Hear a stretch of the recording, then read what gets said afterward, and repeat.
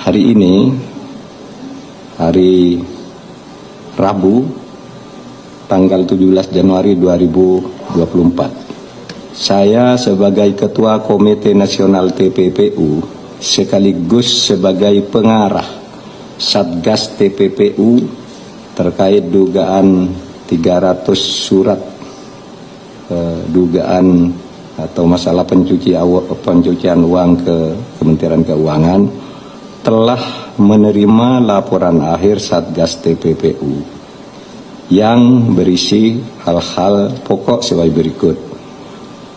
Satgas TPPU dibentuk berdasar hasil keputusan rapat Komite Nasional TPPU 10 April 2023 dan disampaikan dalam rapat dengar pendapat dengan Komisi 3 DPR tanggal 11 April 2023.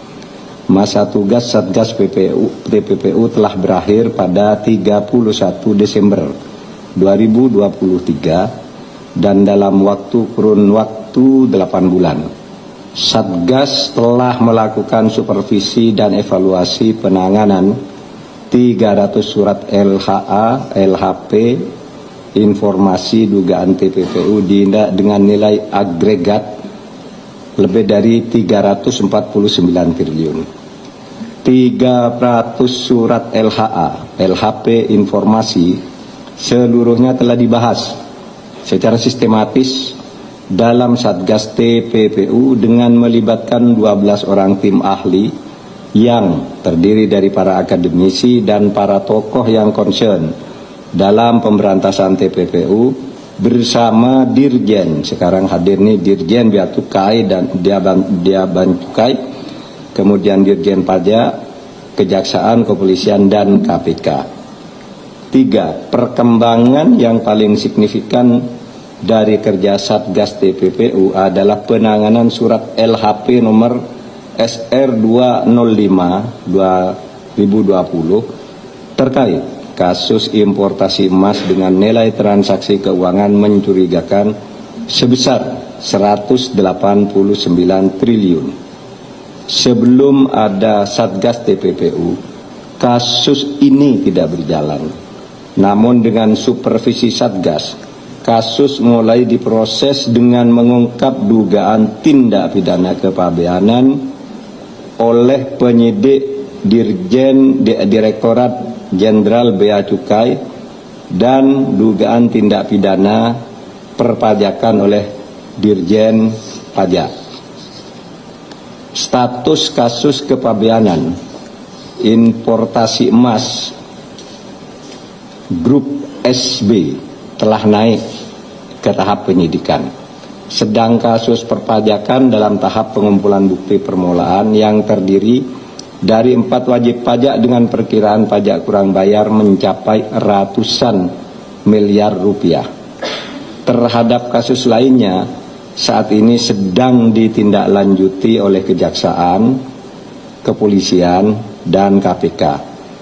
Kehadiran Satgas TPPU juga telah memberikan efek positif penyelesaian kasus-kasus serupa, baik penanganan dan penyelesaian tindak pidana asalnya maupun TPPU-nya, seperti kasus yang melibatkan oknum Bea Cukai di Makassar dan Yogyakarta. Jadi saudara, kasus itu berjalan penanganannya dengan cukup baik karena itu tadi ada yang sekarang sudah masuk penyidikan, ada yang sudah divonis seperti Rafael Alun masuk di surat ini sudah divonis seminggu lalu. Yang sebelumnya lagi ada di 300 surat itu Angin Prayitno, sebelumnya lagi juga ada Gayus, itu kan 300 surat sejak tahun 2009, cuma belum terlapor, ada yang belum terlaporkan, ada yang masih berproses. Jadi semuanya itu sudah berjalan. Satgas TPPU telah memetakan permasalahan dan menyampaikan 7 rekomendasi. Salah satu rekomendasinya adalah Komite Nasional TPPU agar melakukan supervisi terhadap penanganan kasus importasi emas dengan melibatkan kelompok ahli dan kelompok kerja. Bahkan tadi ada usul yang lebih spesifik dibentuk kelompok kerja yang terus mengawasi setiap laporan tuh, memonitor dikirim tanggal berapa suratnya, sebulan kemudian tuh sampai mana, sebulan kemudian sampai mana, dan seterusnya, agar tidak ada yang terlantar.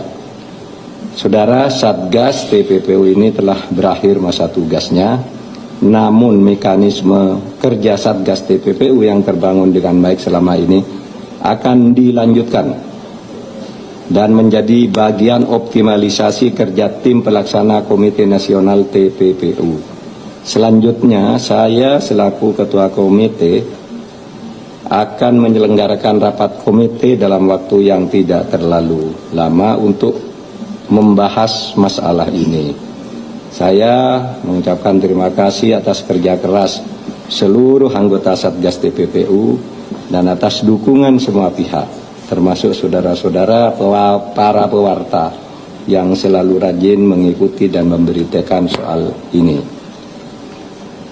Dan sebagai kabar bagusnya saya ulangi, alhamdulillah pada akhir tahun lalu Indonesia sudah masuk menjadi anggota penuh Financial Action Task Force, satu rezim negara-negara anti pencucian uang yang itu sudah diperjuangkan selama 18 tahun.